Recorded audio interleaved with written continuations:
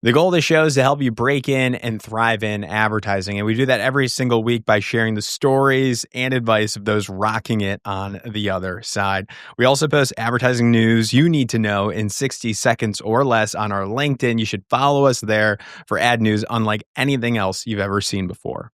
This episode, you are going to learn from Frances Webster. She is the CEO, co-founder, and owner of Walrus. Walrus is an independent ad agency based here in New York City. And since the time we recorded this, Walrus won Grubhub as creative agency of record. So they are on fire. Frances is going to talk all about how you should break in or how you can break into account management. She found her passion there and, then found her passion in new business working at agencies like BSS&P and Saatchi & Saatchi. So a lot of great stuff here. Her advice towards the end is going to help you tremendously to break in, thrive in this industry, and maybe you'll start your own agency one day. Now, on with the show. This is the Breaking and Entering Advertising Podcast, and as usual, I'm your accomplice, Gino Schellenberger. Kick it, Ellie.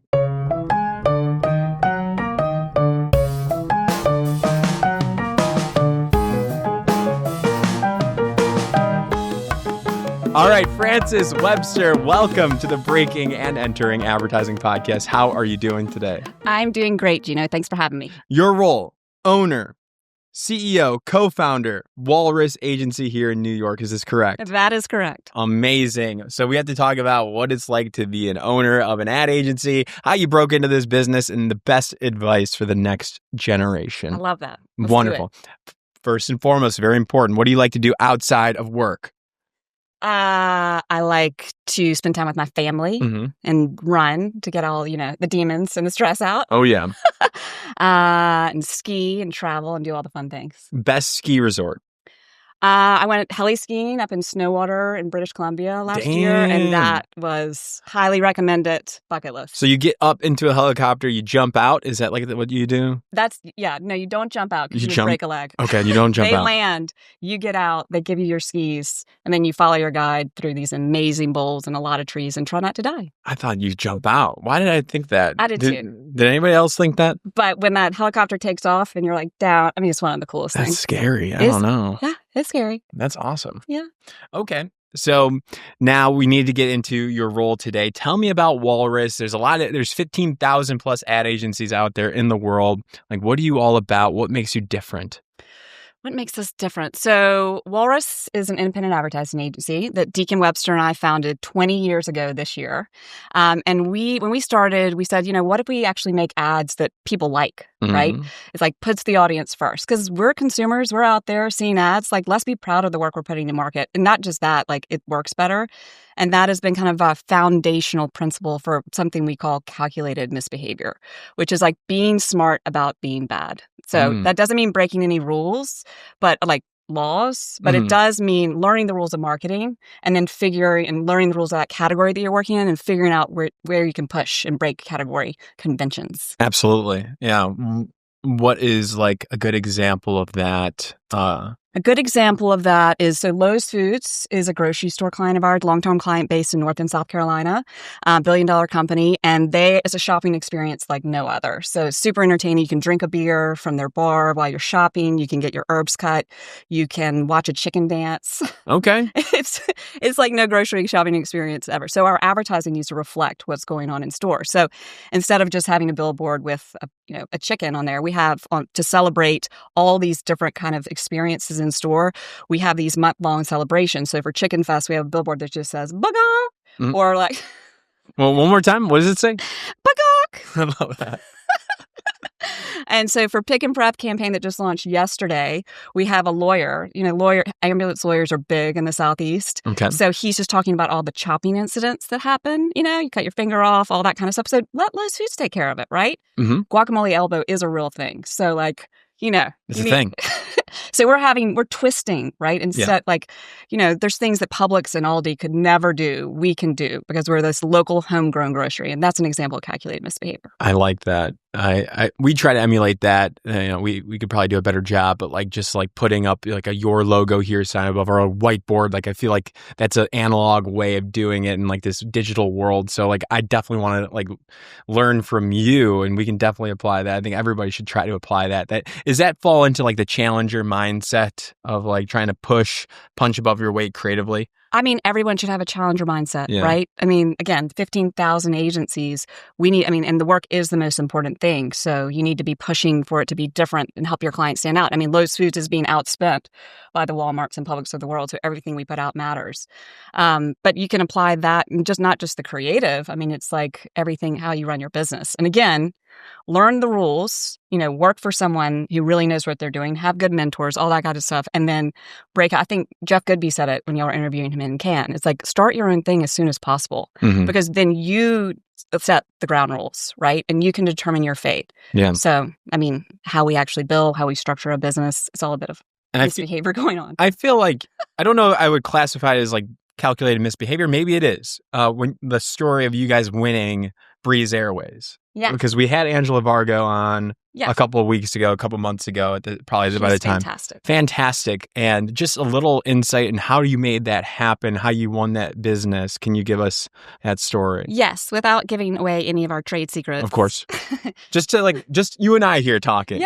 Yeah. But yeah, it's definitely a bit of kind of understanding the rules of pitching and then, pushing out on the edges there. So we won Breeze Airways without a pitch. And the way we go about business development is we have a pretty significant sales function within the agency, right? Again, 15,000 agencies. We can't depend on people to, call us all the time. And so we do a whole outreach program and we look into categories that are being disrupted, like CPG, like aviation. And they're like, okay, who are the interesting brands that are actually benefiting from this disruption? Breeze Airways, launched 4 years ago, founder of JetBlue, right? They are frigging taking off. They're connecting underserved markets with brand new planes. It's all about being a leisure, affordable airline. We're like, we just saw their planes starting to show up in Charleston, South Carolina. And we're like, who is that and what's going on? And then we took a closer look and we're like, we got to work with them. So then I'm not going to tell you how we got their attention, but we got their attention. And we're actually really good at that, at getting people we want to work with attention. It's like, hey, we see what you're up to. We want in on this, because we typically, brands come to us when they're in that inflection point, when they're like ready to take off and ready to spend. And there's nothing more fun than like helping a client, being in the trenches with them, building that business. Yeah. So anyway, it was like an 8-month process. We had a lot of conversations, and we won it in February this year. Campaign's going to launch in 2 weeks. Oh, really? Yeah. Well, you'll have to let us know. You have to send that to us. I'm excited to see that. Thank you. And it's hard work, so I applaud you all for getting that through, and I'm excited to see it. Yeah. Amazing. So then we understand now, like, what else do we need to know? Is there like any fun, like different functions that you guys might have at Walrus? Is it in New York? Is it remote? Is it hybrid? Give us like the lay of the land here.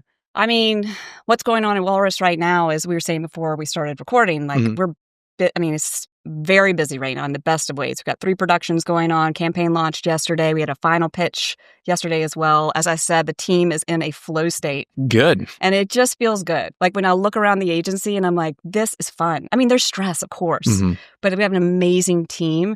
And what I want to do is make sure as a leader that, one, we're creating an environment where people can do their best work. And also we're bringing opportunities like Breeze Airways to the table and saying, hey, here's something fun, like giving them something fun to work on. Because from day one, we're like, we want to make Walrus a place where people want to come to work, right, every day. Now, we know no one wants to come to work every day, and including me. But I think a lot of happiness is derived from the work you're doing and the clients you're working on. Yeah. So that's another reason why we're pretty selective about the brands that we work with. Yeah. Another interesting thing that's going on, and I brought to y'all some samples, is Burns Business Mints. Jack, can you toss them over here? Let's see if I can catch this. You can do it. Boom. Yes. What's this? Tell me about this. Okay, so this is Burns Business Mints. Walrus created, launched, did the packaging, distribution. It is an executive strength mint. That's good. For your boss's mouth. And the whole idea is we're targeting the business community. It is available on Amazon, and we have a verbal PO from Office Depot, and we're sponsoring the Excel Championships. And this is actually the best example of calculated misbehavior, because we're like, guess what? We help clients scale their brands, and then we get to now we're actually going to create and launch our own brand, and we're starting with brand first. Like a lot of DTC brands go with performance, and we're like, no. Let's just start raise awareness of this thing in the business channel, on LinkedIn, all that fun stuff. We've seen sales double every month, and the whole idea is we source the product, we did the packaging, we So dealt with the good. distribution. So our goal, our thesis is, or hypothesis is, product is parity right now. Like products are really good. We source this from the private label company that makes mints for Whole Foods, right?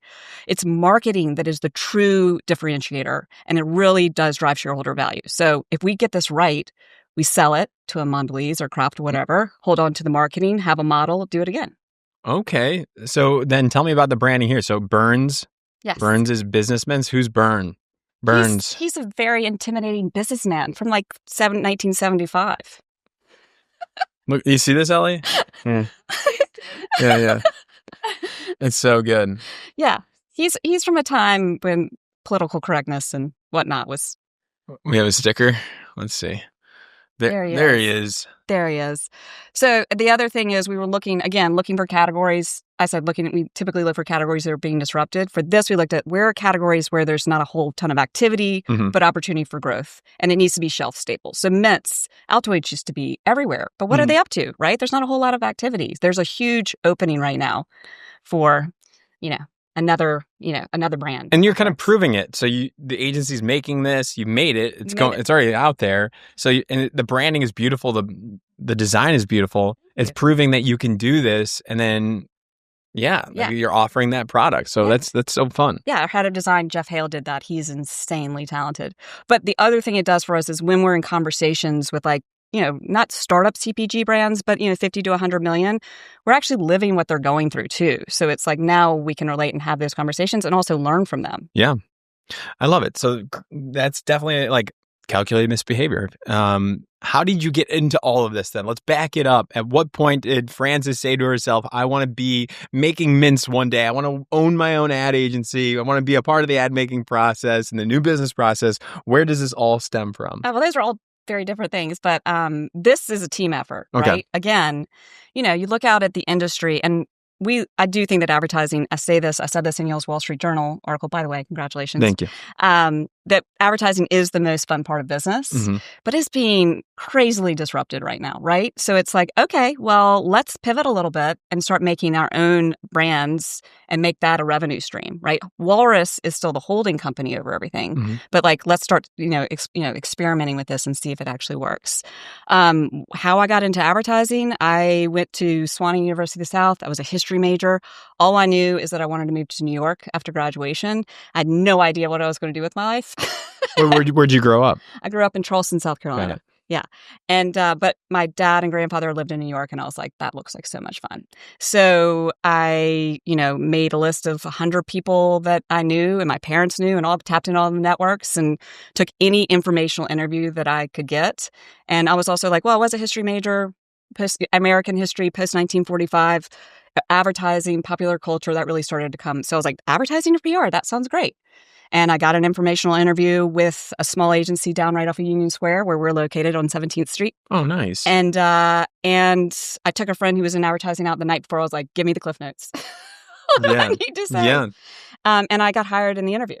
And ended up being, of course, a glorified assistant right out of the gate. But then, 6 months later, I was presenting to BMW Motorcycles. It was 4 guys who just started their own agency. They just won the I Love New York count.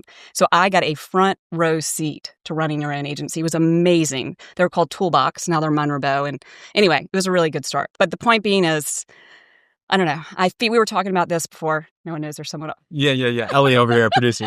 Yeah. He just joined. Smart move. When you're graduating from college, it's a pretty significant change in your life, right? Because you've spent your whole life has been structured up to that point. And I do consider it kind of like the quarter life crisis. So I'm super appreciative of everyone who agreed to give me those informational interviews that ultimately got a job. So we and Walrus, we definitely do the same thing. So we host an intern from Sewanee every summer and from Syracuse. And I always am willing to do those interviews because it's pay it forward, right? Yeah. That's nice. And then what was the role? So like kind of like in the account discipline? I started as an account person. Yeah. And then went over to Saatchi for a year. That was good, big agency training, how to do big, production jobs. You need to know how to do that, right? Yeah. I worked on General Mills. That was fantastic. And we've worked with them several. Walrus has worked with General Mills several times since then, including now. And then I went out to San Francisco and worked at Butler, Shine & Stern, which is BSSP now, for 4 years. And that was an incredible experience. Yeah, they're over there in Sausalito, right? Ah, yes. That's got to be a good spot to and be like in. a World War II. But you wanted to be in New York. You went over I was 28 years old. You're no like, yeah, children. why not? You're like, why not? Those are the salad days. Went out there, and learned. Those guys were amazing, and they just won a ton of business, and it was just a really good time to be a part of that agency. And I was on the account side, working on a video game account, which I knew nothing about. I was like reading ESPNs on the flight out for the interview. I'm like, okay, first of all, how do you play football? And then what are these video games? That point being, y'all, just you don't have to have all the qualifications. Just prepare for what you're interviewing, but just go for it. But anyway, was on the account side. And then while I was at Butler Shine, they gave me an opportunity to move into new business. So I helped them build out their new business, biz dev department, and got trained to do it. And I wouldn't say like it saved my career, but it pivoted my career in such a positive way that I now did biz dev probably for 4 or 5 years before we started Walrus. And that was such good training, right, for Walrus. Because when you start something, like, as you can relate, you can't sit there and wait for the phone to ring. You got to get out there, and it's an overused word, but you got to hustle. Absolutely. And so you do the new business stuff. You fall in love with that discipline as well. Yes, it seems like. I mean, business. Absolutely. And that takes. What are the qualities of a good new business person?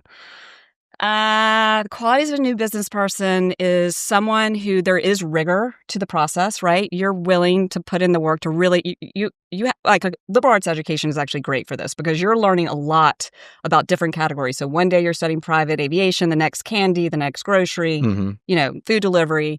You need to be able to get up to speed very quickly, right? You need to have high social EQ, right? Because ultimately you're building relationships with prospective clients.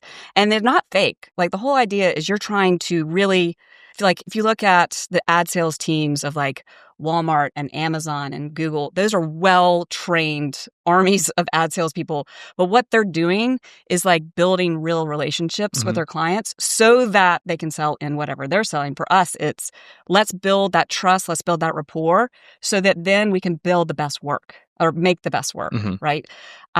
Yeah. And I think people get kind of turned off by like, oh, it's sales and da-da-da-da. It's like, first of all, we're in advertising. We're selling.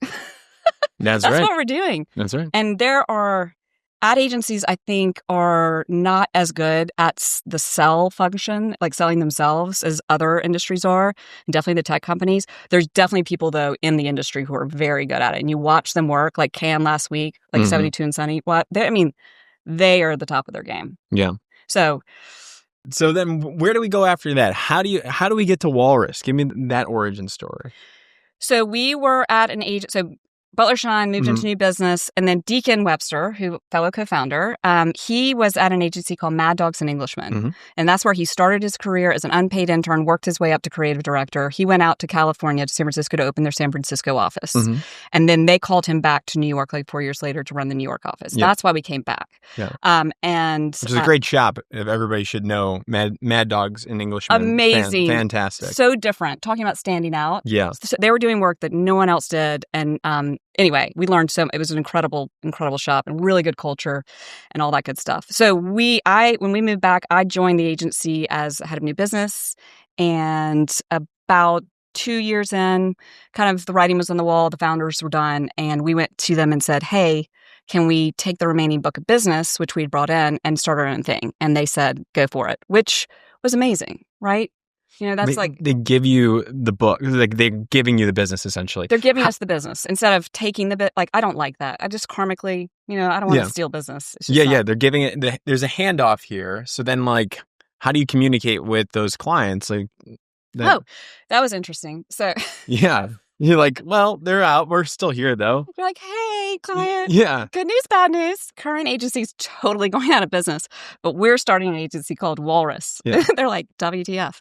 But But they're like, okay, so Graham Marnier, Moet Hennessy was one of our biggest clients at that point. Mhm. And they said, I mean, we had to put together a whole business plan, P&L, which was completely fabricated. And they were like, okay, we will give you 6 months. We'll be but we don't want to be your biggest client. We don't like that. Clients don't like that to be Yeah. your biggest client. Why is that? They just feel like there's too much responsibility if they leave because clients come and go. Then that's going to materially impact your business. I get it. Yeah. But they said, we'll give you 6 months. You have to win something that's the size of us or we're out. That's wild. I know. And it was like a rocket ship taking off. It really was. And we were able to take 8 people from Mad Dogs with us, which was great. Anyway, we won Lucky Brand jeans and Howard Stern on Demand in the first 6 months, which was amazing. So. How'd that feel? Like, did they all kind of win at the same time? Was it like just like when you win those clients? I mean, that's a whole nother conversation when we're partying. Yeah. Because we gotta have fun. We gotta have fun. Yeah. That it was an insane 6 months, but it also proved to us, one, we can do this, right? And I think you can, there's real stress to running a business. Like, I'm not going to sugarcoat it. You have to be very comfortable with being uncomfortable and comfortable with risk. But when you do win, or when you and your team succeed, you freaking look around the room and you're like, we did that, winning Colgate's Hello business. We beat VML. That is freaking, and so that and really good people over VML. So not, but it feels good when you beat an agency that's like 300 times your size. Heck yeah. And you've been going ever since there. You've grown so much. I guess I want to know now, like, looking at your career, where you're at today, what would you say to your younger self just getting into this industry? Frigging pedal to the metal. Go for it. Do not, even if you're not, what would my real advice be? Yeah. I mean, we started an agency about 8 years into it, so... We just started it sooner? Maybe sooner, but no, I think my advice would be, don't stress so much, right? Like, we've been doing this now 20 years, and it's like you realize you kind of get into a zen state a little bit. It's like, okay, so that didn't work out. Let's figure that. Don't do that again, but we'll figure it out. Because that's the thing when you run an agency or any company, as the owner, you got to friggin' figure it out. And our team, we have one of the best teams in the business, and I feel a real responsibility to them. I don't know. We get shit done. I love that. So don't stress too much. Have some fun, and you're going to learn along the way. Don't party too much. Got it. It's all moderation. Yes, moderation. But what I would tell my younger self before, I guess, so to not re-answer, but to add to that. And what I tell undergrads now is, freaking do your homework about what's going on in the industry. There's thousands of agencies. You want to work for one of the best, right? And so do your homework, read Ad Age's A-list, the small agency awards, make a short list based on, whatever your criteria is. My criteria would be, do I like their work and are they winning new business, right? Because that shows taste and it shows momentum. And then you figure out how to get their attention. And you're not going to have a recruiter right out of the gate. They're not going to waste their time on you. So figure out how to get their attention. I mean, that's what Walrus does. We go get the big, advertisers' attention when we probably have no right to be getting their attention because we're not afraid. It's just like, hey, guess what? We want to work with you. We do really good work. Let's talk. And as a new graduate, it's like, hey, whatever A-list agency. Sorry, just a microphone. All good. Not only don't send an email through the HR portal because that or a resume, it's just not going to get noticed. Write a handwritten letter to the owner of the agency, to the person who's running that business you want to work on. Call them on the phone. Send them something in the mail and then follow up with a call. Get their attention because there's so many, especially if it's a hot agency, so many people want to work there, right? And again, don't feel like, well, I don't have the qualifications. I can't figure it out. Especially coming out of college, we know you have no experience. We know we're going to have to train you. We're just trying to figure out, do we like this person? Do they seem smart? Do they seem are they smart? Are they driven? Are they competitive? Are they nice? Yeah. I think that's actually super important. Yeah. Right? You need to be willing to put in 120% and have a will to win, but also be a cool person. Yeah. Absolutely. I wrote an article about the parallels between new business and getting a job. It's so similar. Totally. You figure out who you want to work with and you have to stand out. You have to show the case that you can do that job in some way, shape, or form. And there's so many parallels. And you just also brought that up. So I love that you said that. I mean, you definitely want to have a lot of, as my dad likes to say, run some traps. Okay, what does that mean? You just need to have a lot of, bait in the water. Yeah. Like, don't be like, oh, I can only work at this. It's like you need to make sure you've got enough leads so that there's the odds, that something will pop. Yeah. And sometimes it's a slow burn, but all you need to do is get on the board. Get on the board. And you listen to these shows, these podcasts, you reach out, you say a little joke, a little inside joke from what you said on the show and say, I would love to talk to you about that. Yeah, that's actually I'm sorry, I totally just interrupted you. No, that's all I got. That was all I got.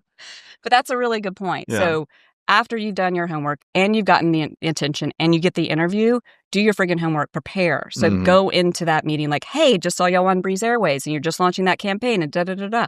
Like, you have to establish credibility that, like, yes, I'm a functioning adult. Yeah. And this is why I love advertising. Yeah. But, like, people like to talk about themselves. So get whoever you're interviewing talking about the agency. They love that. Mm-hmm. And when people come in and they clearly haven't done any research about Walrus, it's immediate, just like, don't, you're out. Out. And then when you get the job, or even if you don't get the job, write a thank you note. It matters. And ideally, a handwritten thank you note. No one does that. It makes you stand out, and people appreciate being appreciated. Damn. Even if you don't get the job, handwritten note, you're saying? Oh, always. What, should it be nice stuff in there? A new business should all the time. Say thank you so much? Give that away. No, that's a good move. That's a good move. It's a solid move. You say thank you for taking the time. Yeah. Best of luck. Because, hey, you never know what's going to happen in that business, right? Yeah. Or where that marketer's going to go. Especially with, like, young hires, and, like, you don't know, like, they might hire somebody else and they might leave or something like that. They might call you back up. Yeah. Again, thousands of agencies, but the community is small, it's tight, and, like, everyone knows one another. Mm-hmm. So you just want to build your network, but a positive network, and people to have a good impression, right? Because, again, you may be calling them for a favor or vice versa and all that kind of stuff. Got it. Well, amazing. Was there anything else I didn't ask that we should have brought up? Oh, I don't know. I don't think so. How can people reach out to you and say hello if they want to network? It's Frances at walrusnyc.com. And I'm happy to speak with you about the industry. We are always looking for good talent, right? That's the thing. And yeah, it's a crazy time in the industry, but advertising's always crazy. Yeah. And it has, the coolest thing about it are the people in it. Right? I mean, we get to make amazing work, but it's some of the most creative, just out there fun, genuinely fun and kind people. And, like, I don't know, we need more people like that. And where can we buy these mints again? On Amazon. Boom. Yeah. They're so good. Everybody should try them. Thank you, Gino. Oh, and congrats on Cannes, by the way, and the Wall Street Journal. Thank you article. So much. Y'all friggin' won it. The whole thing. I don't know about that. I appreciate that. Thank you so much. Of course. All right. We done? Yeah.